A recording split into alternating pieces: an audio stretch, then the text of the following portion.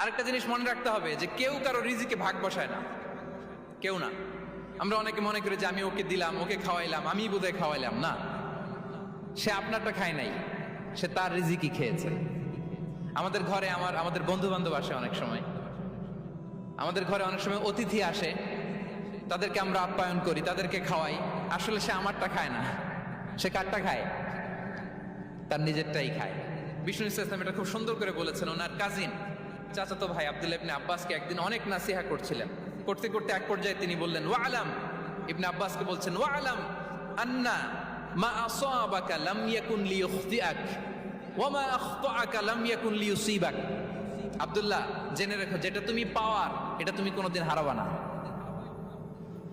যেটা তোমার হওয়ার কথা ছিল ওটা তুমি কোনোদিন মিস করবা না।